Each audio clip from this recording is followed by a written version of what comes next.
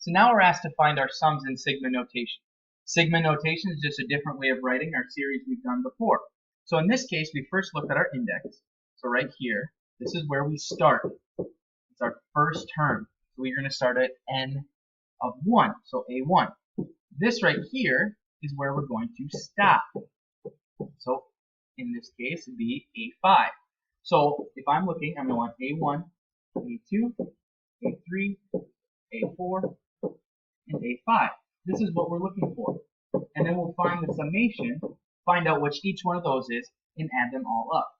So in our case right here, okay, so we're going to start with 1, a1. So this is going to be 4 times 1 minus 3, which would be 4 minus 3 is 1.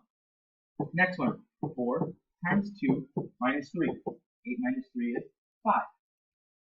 4 times 3 minus 3. So that's going to be 12 minus 3 is 9. 4 times 4 minus 3. 16 minus 3 is 13.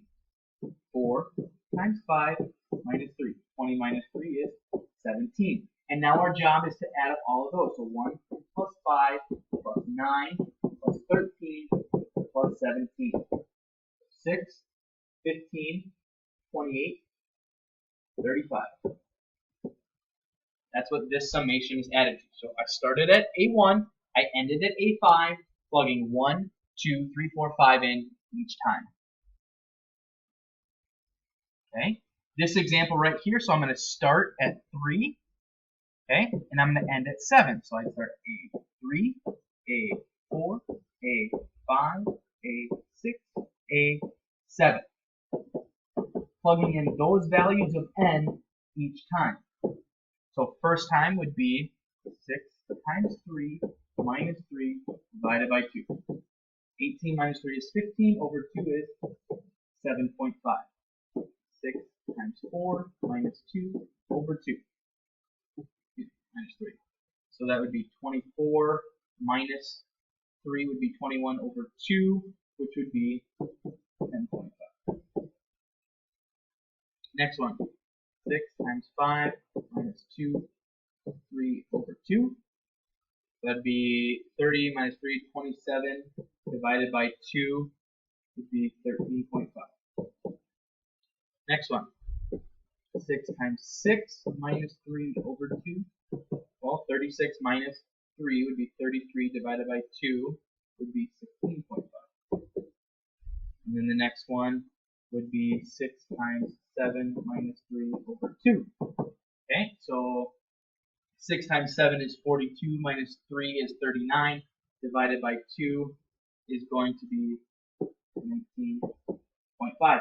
And then what I can do is I find what all of those added up is going to be, which is 67.5. So that's my summation, starting at 3, ending at 7 of 6n minus 3 over 2.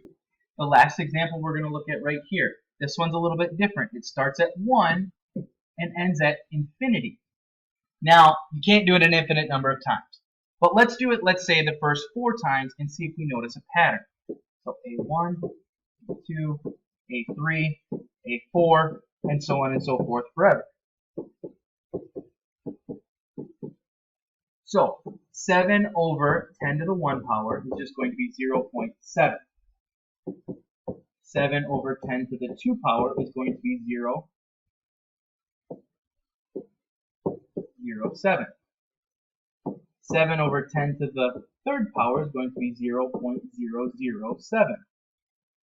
And 7 over 10 to the 4th power is going to be 0.0007. So you'll notice every single time I'm adding a 0, I'm moving the 7 back 1 decimal place every single time.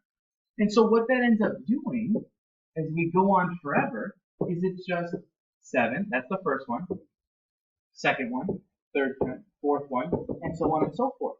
So what is that really? It's just 0.7 repeated.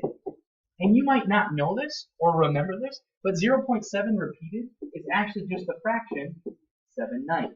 In fact, if you have a single number repeated, it's just that number over 9. So for example, 0.1 repeated is 1/9. 0.2 repeated is 2/9, and so on and so forth.